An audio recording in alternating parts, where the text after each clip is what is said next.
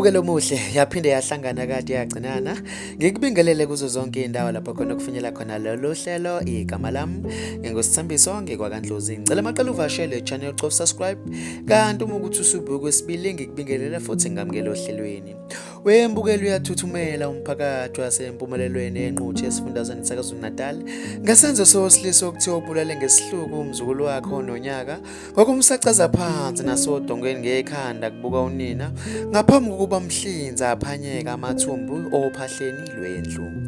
Impilo kaSinakho konke ezulu iphele ezandleni zikayisemkhulu neminyaka engu-33 ubudala okuthiwa umlutha wezidakamizwa esigamekweni nesenzeka ngolesibili ebusuku. Umsolo uboshiwe ukulindeleka ukuthi avele enkantolo yemantshi yasenquthu namhlanje ngesenzo esishiya amalungu omphakathi ebambo ngezansi. Unina kaSinakho konke yanele Zulu neminyaka engu-18 ofunda grade 12 eMgazi High School ulandisa bezindaba ngokwenzekile uthe umsolo ufike kwahalala ebheja amehlo ebomvu esabeka futhi kucaca ukuthi udlame. Ulande wathi ujwayele ukuhamba ekuseni ayobhema isidakamizwa nabangani bakhe abuye ntambama. Ngokujwayelekile ubefike elwe naye unina wengane nogogo njengoba bebehlala naye nengane eshonile. Unina wengane uthe babaleke bayozivalela ekamarweni nogogo nengane yakhe bafonele esibhedlela ngoba bebesola ukuthi uphanjanelwa ingqondo. Unina wengane ulandise wathi kufike iambulance iphelezwela iveni yamaphoyisa okuthe uma eyibona wabajikela ngamatshe elwa nabo wabuya wazokhahlela isicapha sekamelo ababezivalele kulo wangena phakathi waqala ukubashaya wayebasola ngokumbizela iambulance. Unina wengane uthe uqale ngaye wamshaya wabuya wagqema ugogo ingozi ekhanda wamhlutha ingane waqala wayishaya phansi ngekhanda wabuya wayishaya udongweni wathatha ipani wayiqedela ngalo bebuka.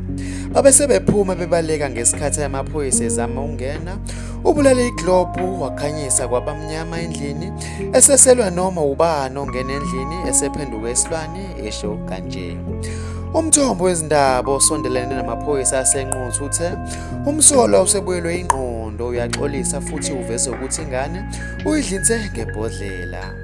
Okhulumela umnyango wezokuthuthukisa umphakathi waKwaZulu-Natal umnomzane Hlaba Memela usigxekile lesi senzo waqinisekisa ukuthi ungqongqoshe umnyango unkosikazi Nonhlanhla Khoza usethumela abezenhlalakahle ukuthi balekelele umndeni nangokusiza ukwehluleka ngokwengqondo. Okhulumela amaphoyisa kwaZulu-Natal uLieutenant Colonel Ngebhodlela uthe umsolo ubeke icala lokubulala lelokushaya ngenhloso yokulimaza nelokucekela phansi impahla. Mbukeli bekuyizonakelezo bengikuphathele zona kuleli hora ngizocela ubeke uvo lwakho kwi-comment section ngizokubona kwenye ivideo elandelayo sale kahle.